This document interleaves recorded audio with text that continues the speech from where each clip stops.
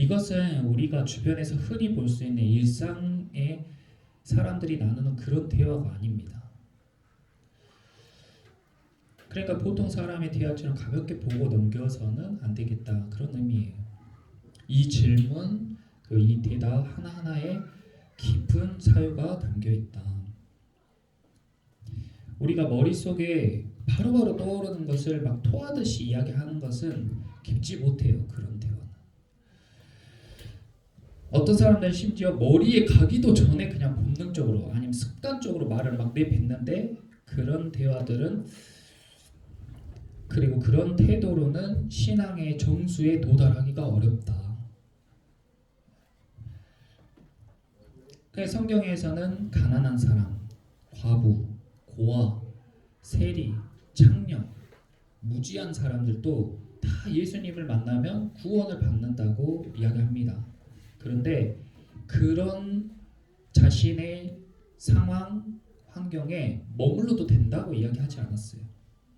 그렇게 비천한 사람들을 데려다가 예수님을 만나면요, 왕같이 되고 제사장처럼 되는 것이 복음의 능력인 줄 믿습니다. 말하는 것이 왕 같아지고 행동하는 것이 제사장 같아진다는 거예요. 그 사람의 신분이 그 전에 어찌했든 간에 그 사람의 생각, 그 사람의 말, 그 사람의 마음 씀씀이가 달라지는 거예요. 그것이 바로 거듭남입니다. 아무나 다 데려다가 그냥 구원받았다고 막 너무 쉽게 예수님 믿는다고 말하세요, 그럼 구원받습니다. 그런 게 아니에요. 복음은 누구든지 다시 태어나야 된다, 거듭나야 된다고 이야기하고 있어요. 니고데모 같이 아주 도덕적으로 완성도 높은 바리새인, 유대인의 지도자, 심지어 부자인 사람도 거듭나야 됩니다. 반대로 가난하고 배운 것이 없고 헐벗은 사람도 거듭나면은 새롭게 될 수 있어요. 그것이 복음의 능력입니다. 복음은 여기에서 타협하는 법이 없어요. 누구든지 다 거듭나야 돼요.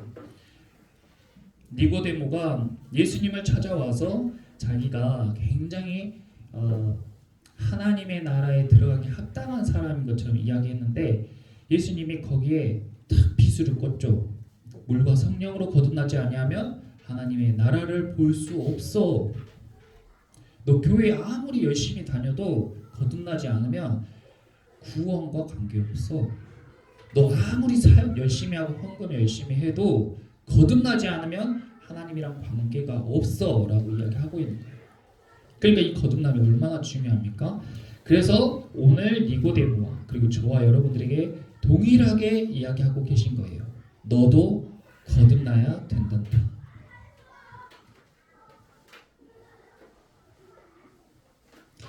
그런데 니고데모가 야, 너도 거듭나야 돼, 너 다시 태어나야 돼 이야기하니까 니고데모가 굉장히 숙고한 거예요. 예수님의 말을 듣고 깊이 생각하고 대답했어요. 뭐라고 대답했어요? 4절에 예수님, 사람이 늙으면 어떻게 날 수 있습니까?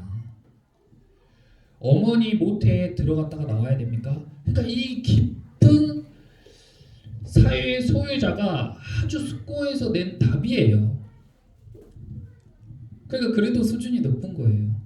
그런데 자기가 배운 지식, 자기가 경험한 모든 것들을 총동원해서 다시 태어나는 방법이 뭐가 있을까 했을 때 낸 결론입니다. 아, 엄마 뱃속으로 다시 들어가서 나와야 되나?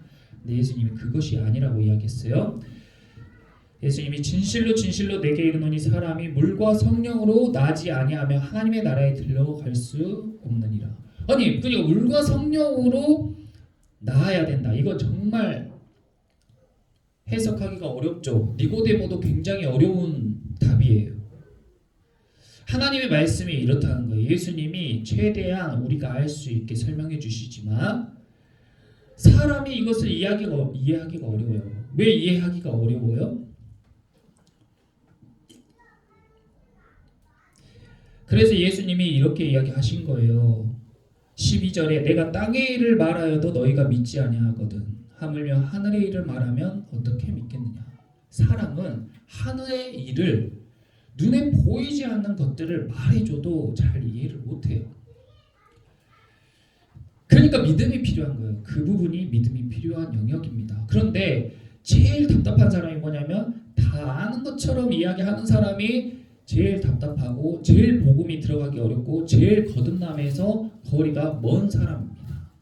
그런데 가슴 치면서 주님 저는 죄인입니다. 제 죄를 사해 주세요 하는 그 죄인과 세리가 거듭남에 가까운 이유가 바로 이거예요. 자신들의 무지, 자신들의 연약함, 자신들의 죄인됨 이런 것들을 고백하고 예수님께 의지할 때에 성령의 능력으로 거듭남을 경험하게 되는 것입니다. 니고데모가 예수님의 대답을 듣고 오잉했어요. 물과 성령으로 난다는 게 무슨 의미지? 그러니까 예수님이 설명을 더 붙여준 거예요. 6절에 육으로 난 것은 육이요 영으로 난 것은 영이니. 거기 밑줄 그어보세요. 육으로 난 것은 육이요 영으로 난 것은 영이니. 자, 우리 한번 이제 상상을 해봅시다. 예수님이 여러분들에게, 저와 여러분들에게 육으로 난 것은 육이고 영으로 난 것은 영이다 라고 이야기했을 때 우리가 그걸 어떻게, 여러분은 이 말씀을 어떻게 받아들이고 어떻게 해석합니까? 예수님이 여러분을 찾아오셨어요. 그래서 말씀해 주십니다. 아무개야, 육으로 난 것은 육이고 영으로 난 것은 영이야. 거듭남에 대해서 설명해 주고 계신 거예요.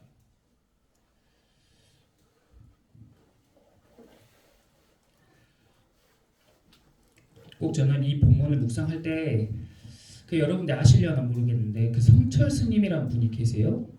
지금 돌아가셨는데 예전에 그분이 남긴 말이 굉장히 한때 유행하고 아주 유명했어요. 그분이 뭐라고 하셨냐면 산은 산이요 물은 물이다 이랬어요. 그러니까 좀 비슷한 거예요. 육은 육이고 영은 영이다. 산은 산이고 물은 물이다.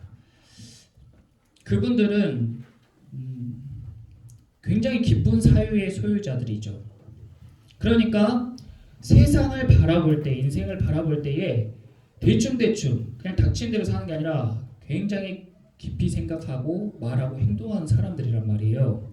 근데 그분이 돌아가시기 직전에 산은 산이고 물은 물이다 이 말을 했을 때 그것을 들은 사람들의 반응이 다 달라요.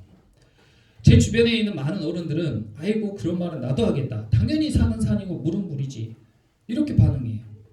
그 말에 대해 그분의 인생과 깊은 생각에 대해서 공감해 보려 노력하지 않고 그냥 자기가 딱 듣고 나오는 반응을 바로 내뱉는 거예요. 하나님의 말씀도 육은 육이고 영은 영이지 이러고 넘어가면 아무 남는 게 없어요. 거기에 머무르고 생각하고 고민하고 씨름해 남는 것이 있는 겁니다. 산은 산이고 물은 물이다.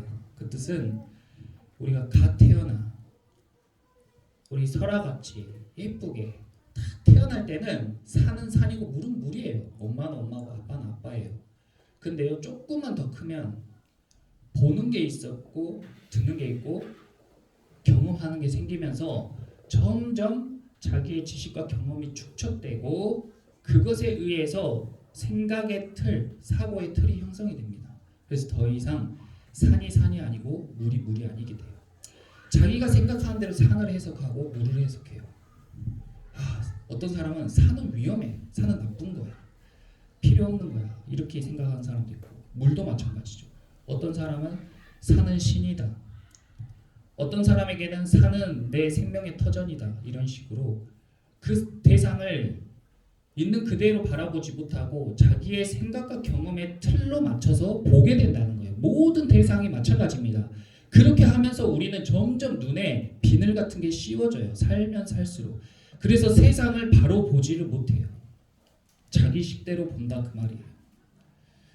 그런데 성철 스님과 같이 깊은 통찰에 이른 사람들은 드디어 그 눈에 비늘이 벗겨지는 거죠. 그러면서 내가 비로소 산을 산으로 물을 물로 볼 수 있게 됐다라고 고백하는 겁니다. 저는 그렇게 이해했어요. 니고데모는요, 예수님이 왜 육으로 난 것은 육이고 영으로 난 것은 영이라고 말씀하셨어요? 니고데모는 예수님께서 영적인 이야기를 해주시는데 어머니의 뱃속에 들어가서 다시 태어나는 육적인 이야기를 하고 있으니까. 그래서 육으로 난 것은 육이고 영으로 난 것은 영이다 이렇게 이야기를 한 거예요. 하늘의 이야기를 하고 있는데 땅의 것으로 해석하려니 해석이 안 되니까 예수님께서 야 육으로 난 건 육이고 영으로 난 건 영이야 이야기하는 겁니다. 이거 제가 자세히 이야기하는 이유가 있어요. 신앙생활은요 영적인 거예요. 눈에 보이는 건강 그리고 눈에 보이는 물질, 눈에 보이는 그런 영화 이런 것들이 우선순위가 아니고 눈에 보이지 않는 영적인 것들이 우선순위입니다. 그래서 하늘에서 풀려야 땅에서도 풀리고 하늘에서 묶여버리면 땅에서도 묶이는 것이 신앙의 본질이고 핵심이에요. 근데 교회에 오면서 자꾸 육적인 것들, 눈에 보이는 것들에 연연하면 안 된단 말이에요. 내가 교회에 가기 힘든 이유도 눈에 보이는 그 사실에 얽매이는 게 아니라 눈에 보이지 않는 싸움과 씨름을 인지해야 그래야 비로소 신앙생활에 이제 초입에 들어갔다라고 이야기할 수가 있는 거예요. 니고데모와 같은 그런 대현자도 이걸 이해하기가 어려웠어요. 그러니까 이건 지식적인 것이 아니라는 거죠. 영적인 것은 지식적인 것이 아닙니다. 성령께서 우리에게 알려주시고 깨닫게 하시고 생각나게 하시는 것인 줄 믿습니다. 육은 육이고 영은 영이다. 제가 또 하나 설명을 그 예화를 말씀드리고 싶은데 소크라테스라고 우리가 잘 아는 그 4대 성인 중에 한 분이 계세요.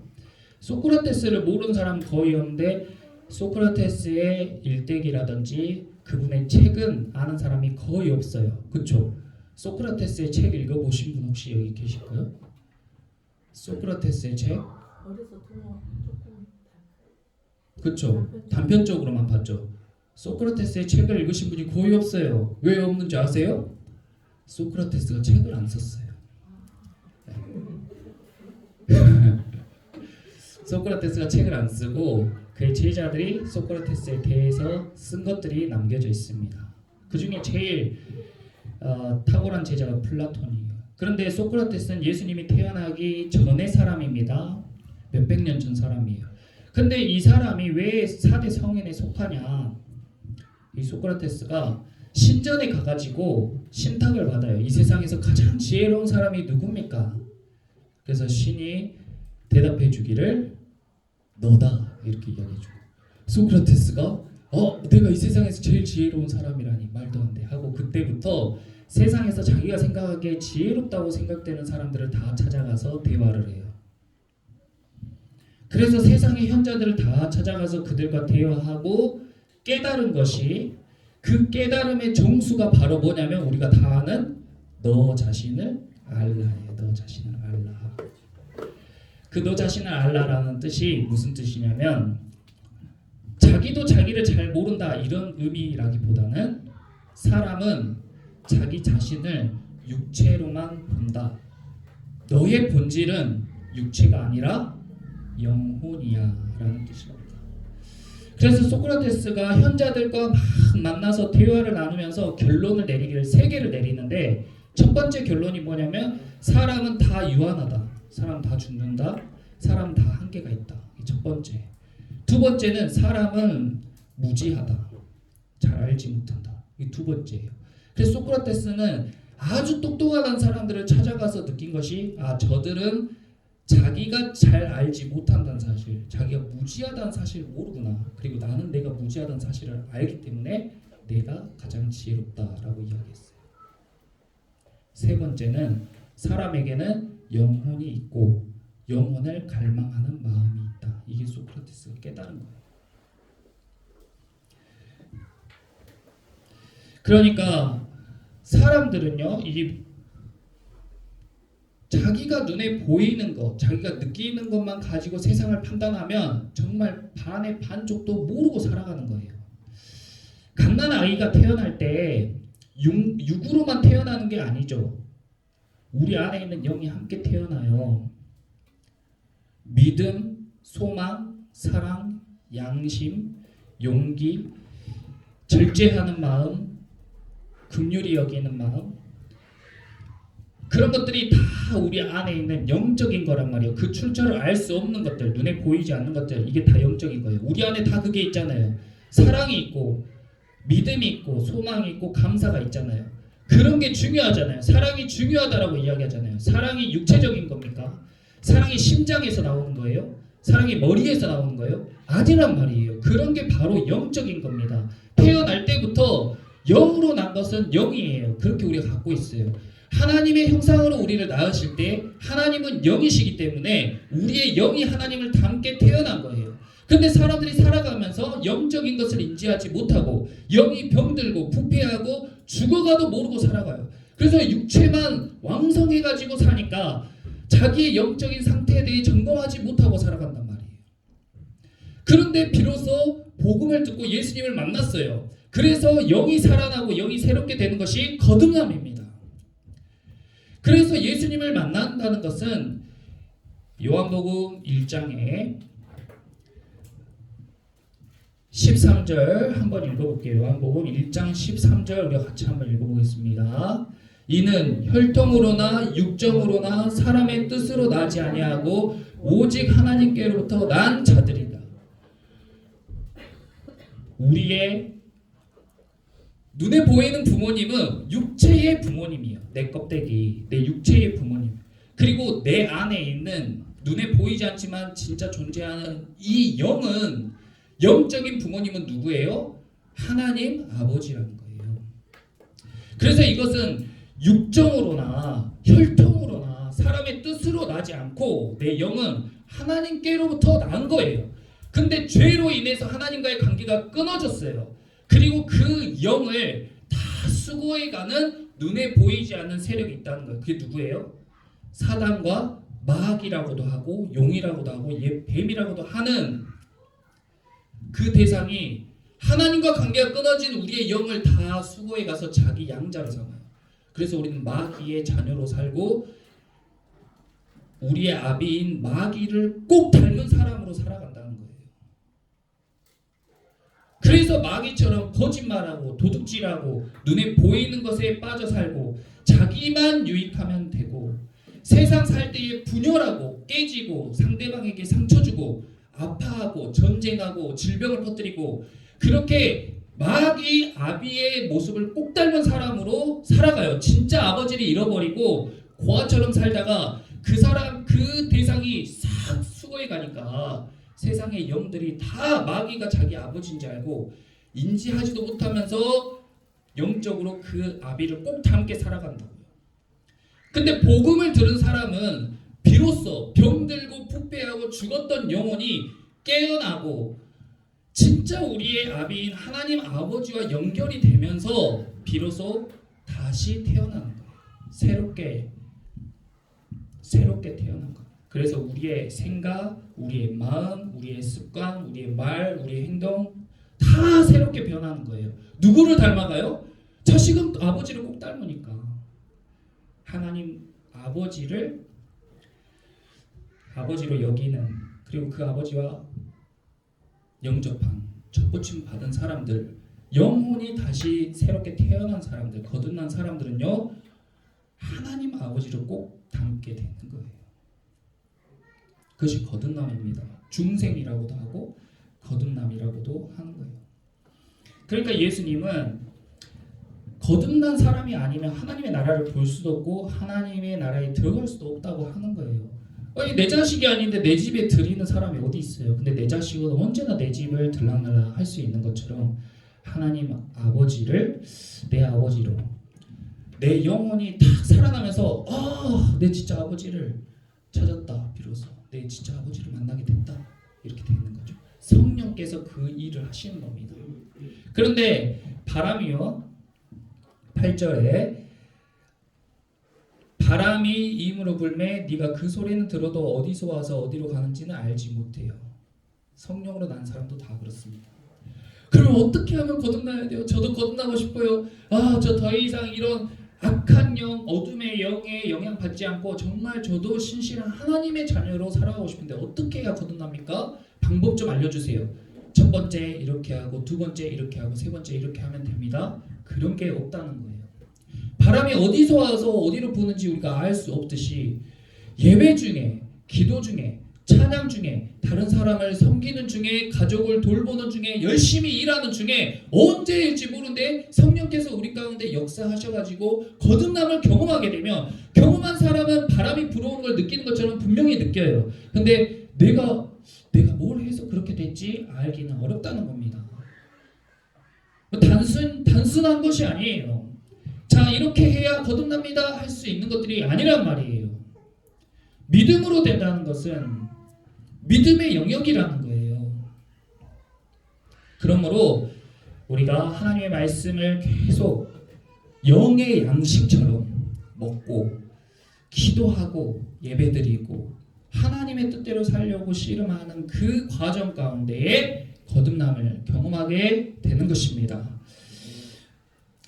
거듭남을 경험하게 되면 여러 가지 변화가 있지만 크게 두 가지 변화가 있어요. 오늘 이 거듭났을 때에 나타나게 되는 두 가지 변화에 대해서 함께 나누고 말씀 마무리할 건데, 거듭나게 되면 단순하게 이제부터 교회 열심히 다녀야지 이런 것으로 끝나는 게 아닙니다. 거듭남은 생각보다 더 실제적이고 보통 일이 아니에요. 크게 두 가지로 나타나는데, 첫 번째는 새로운 감각이 생겨요. 죽으면은 발로 차도 꿈쩍도 안 합니다. 영이 죽은 사람은 영적으로 아무리 데미지가 있어도 아무 감각도 못 느껴요. 그러니까 양심에 화인 맞았다고 표현하는데, 내가 하나님의 양심을 가지고 태어났다가 살아가면서 내 양심이 죽었다. 그러면은 양심에 찔리는 행동을 해도 아무 죄책을 안 느낀단 말이에요. 그게 양심이 죽은 거예요. 사랑의 감각도 죽고 긍휼한 마음도 죽고 화평해야지 온유해야지 다 죽어버리고 세상의 가치들로 똘똘 뭉친 사람들은 다른 사람 짓밟고 자기만 잘 살면 되고, 다른 사람 상처에 아랑곳하지 않고 입에서 독과 같은 말을 퍼 내도 아무런 죄책감 느끼지 않는 거, 그리고 자기가 속한 무리에서 온갖 더러운 배설물 같은 말을 토해내도 그곳이, 그 공간이 더러워지고 있다는 것조차 인지하지 못하고 거기에 어울려서 막 이렇게 엉켜놓는 거예요. 그런 것들이 영적으로 죽은 사람들의 반응이죠. 근데 거듭남을 경험하면요, 이런 거 들어봤을 거예요. 내가 어느 날 갑자기 교회를 다니다 어느 날 갑자기 담배 냄새도 맡기 싫어지고 술 냄새도 못 맡겠더라, 이런 거. 거듭남의 현상이에요. 새로운 감각을 얻게 되니까 내 육체의 코어의 감각은 똑같은데 영적인 감각이 생기니까 그런 것들을 거부하고 절제하게 되는 거예요. 아니, 누가 냄새 맡기도 힘든 것들을 자기 입에 넣어서 먹는 사람이 누가 있겠습니까? 근데 그 감각이 생겨야 그렇게 할 수 있다는 거예요. 그렇기 때문에 그런 것들을 육적인 것으로 막 대입해가지고 자기 의지로 끊게 할 필요가 없다는 거예요. 거듭나면 새로운 감각이 생기게 되면은 영적인 세계를 인지하는 감각이 딱 열리게 되고 양심이 살아나서 죄짓기를 싫어하고, 그리고 자기 입에서 욕하거나 남을 비방하거나 남을 무시하거나 상처 주는 말들을 알아서 절제하게 되고, 자기가 영적으로 깨끗하지 못한 것들을 스스로 절제하게 되는 그런 새로운 감각이 살아나게 되는 겁니다. 누가 탁 찌르면은 하는 것처럼 영이 확 살아가지고 영적인 것들에 대한 감각이 더 장성하면 장성할수록 더 예민한 감각이 생겨나게 되는 거예요. 그렇게 신앙생활하면서 거듭남을 경험하면요, 빛이 밝아지면 밝아질수록 우리가 사물을 온전하게 바라볼 수 있는 것처럼 그 전에는 어둠 가운데 살았었는데 우리의 빛 대신 주님이 우리 삶 가운데 탁 찾아오시면서 비로소 보게 되는 것들이 펼쳐지는 거예요. 그 빛이 강렬하면 강렬할수록 나의 시야가 더 넓어지는 겁니다. 그러니까 엄청 새롭고 실제적이죠. 이전에 자기가 알던 그런 내가 아니라 새로운 나를 경험하게 되는데, 이것은 일시적으로 급격하게 경험하는 사람도 있고 서서히 점진적으로 경험하는 사람도 있는 거예요.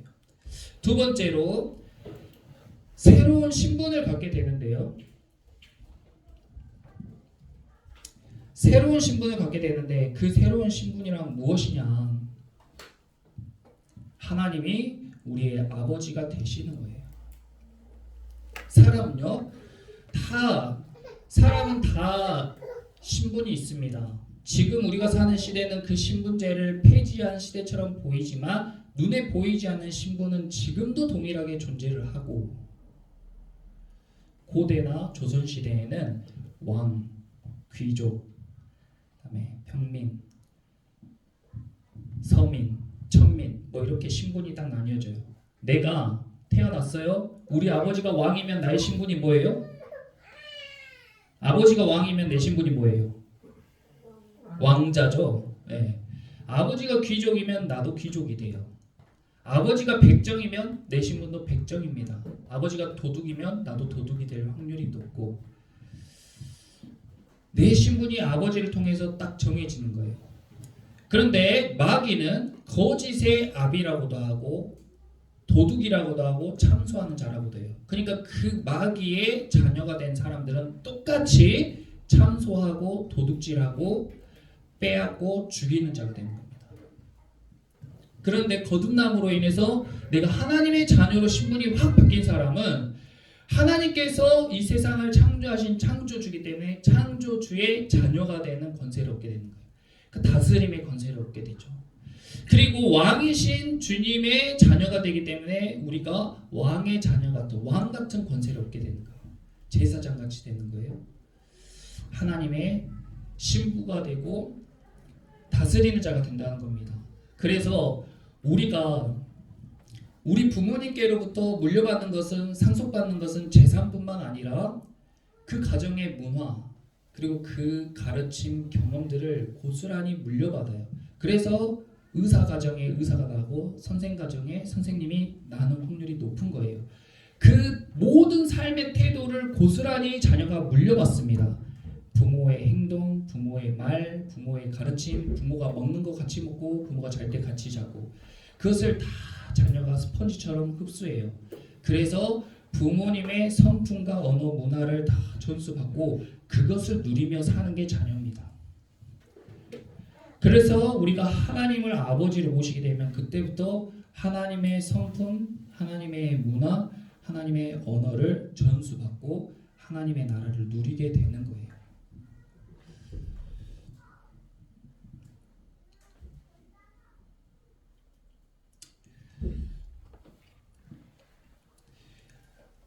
제가 좋아하는 팀 켈러라는 목사님이 계신데 얼마 전에 돌아가셨어요.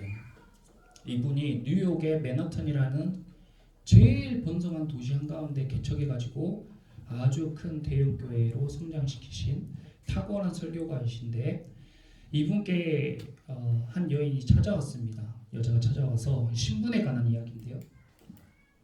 이 여인이랑 대화를 하는데, 이 여자가 어렸을 때에는 아주 보수적인 전통적인 교회에서 자라면서 아주 도덕을 기가 막히게, 법이랑 자기가 생각하는 정의를 기가 막히게 지키며 살았대요. 그런 도덕적인 자신의 신분에서 자부심을 얻고 자존감이 생겼다는 거예요. 근데 너무 그것이, 그 도덕적인 삶이 자기를 막 옥죄어 오는 걸 느끼니까 견디다 못해 교회를 나가버렸대요. 너무 그것이 타이트하니까, 이렇게 하면 안 돼, 저렇게 해야 돼, 이런 삶이 타이트하니까 자기가 교회를 나가버렸대요. 그래서 이제 도덕적인 삶에서 자기 자존감을 확보했던 사람이 교회를 나가버렸으니까 이제 뭔가 자기가 또 의지할 만한 걸 찾아야 되는데, 이 사람이 사랑이 없으면 아무것도 아니지, 사랑해야겠다 해서 남자를 만나서 연애를 하기 시작했어요. 그래서 그 사람과 뜨겁게 연애를 하면서 난 사랑받는 존재야, 그 안에서 자존감을 느끼고 자부심을 느끼면서 살았던 거예요. 근데 남자와 관계가 안 좋아지고 헤어지게 되므로 그것도 깨졌습니다. 그래서 남자랑 헤어지고 너무 힘들어하고 있는데 이 사람에게 친구들이 와서 조언을 해주던데, 야, 사랑 가지고 너 그렇게 삶의 의미 찾을 수 없어.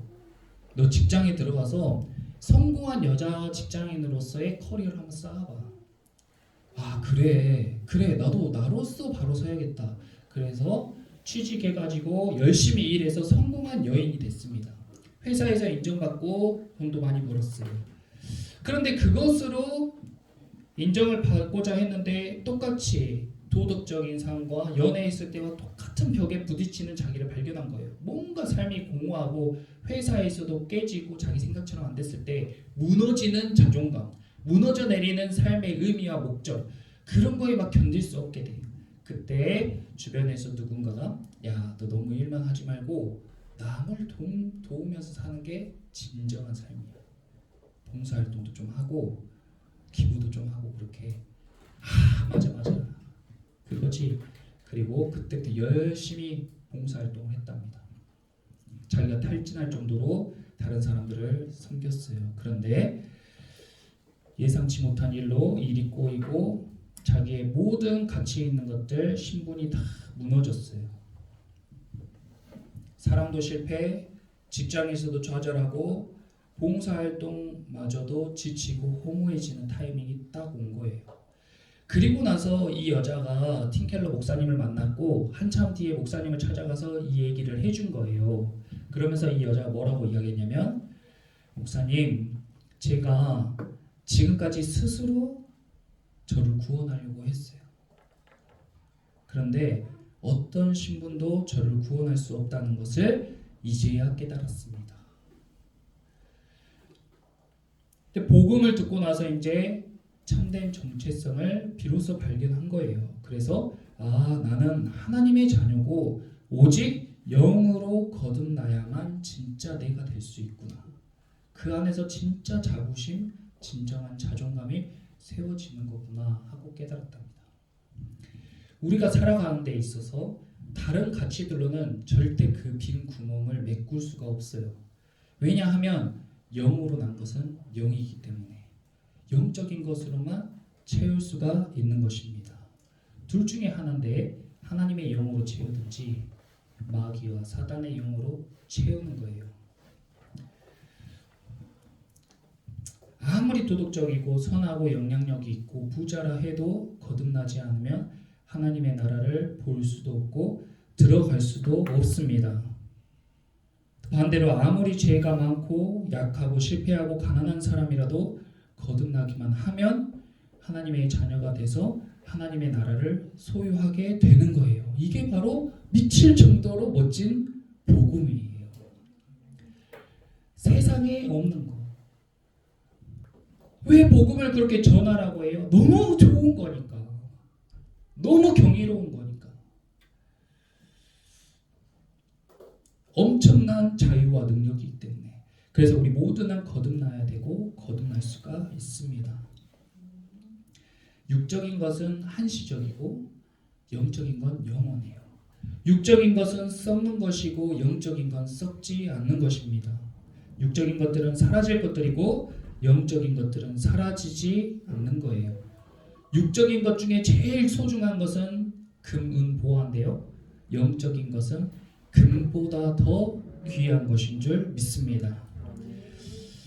그래서 예수님께서 영으로 난 것은 영이니 영적으로 이야기하고 영적으로 생각하고 영적으로 해석해라 라고 니고데모에게 지금 이야기해 주는 거예요. 그리고 10절에 이스라엘의 선생으로서 이러한 것들을 알지 못하느냐 하고 말씀하신 것처럼 지금도 열심히 신앙생활하고 봉사하고 헌금도 열심히 드리는 하나님의 자녀라고 이야기하는 무리들에게, 예수님의 뒤를 쫓고 있는 그 무리들에게 지금도 예수님이 책망하는 말씀이에요. 너는 교회에서 수고하는 성도로서 영적인 것을 모르냐? 다른 것으로는 안 돼. 거듭나야지 하나님 나라에 들어갈 수가 있어. 우리 이 시간 들은 말씀을 생각하시면서 주님, 나를 새롭게 하소서, 나를 다시 태어나게 해주세요. 내가 육의 방식이 아니라, 육체의 방식이 아니라 영으로 사는 자가 되게 해 주시옵소서.